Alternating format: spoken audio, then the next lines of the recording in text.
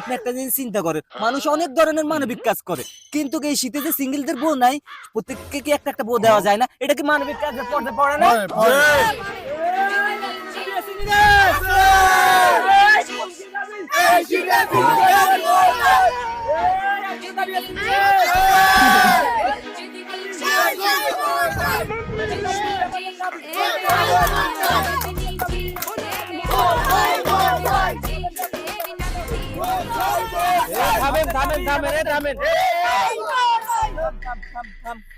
দাদা, এটা কিসের আন্দোলন?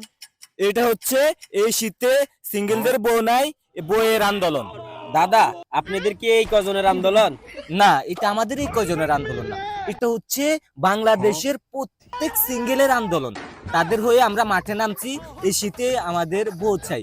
আপনি একটা জিনিস চিন্তা করেন, মানুষ অনেক ধরনের মানবিক কাজ করে, কিন্তু এই শীতে যে সিঙ্গেলদের বউ নাই, প্রত্যেককে কি একটা একটা বউ দেওয়া যায় না? এটা কি মানবিক কাজের পর্যায়ে পড়ে না?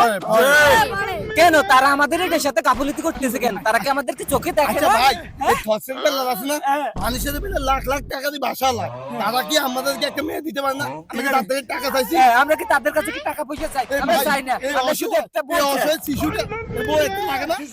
অবশ্যই লাগে। এই শিশু দুইটা কি বউ লাগে না? লাগে না? অবশ্যই এদের কেউ নেই, এদের রাতে ঠান্ডা লাগে না?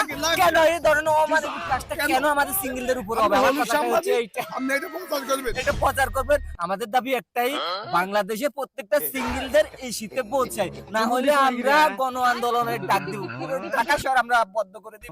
আচ্ছা, তোমরা কান্দিও না, বউ দিব, হলুদ সাংবাদিক তোমাদের বউ দিব। আইয়া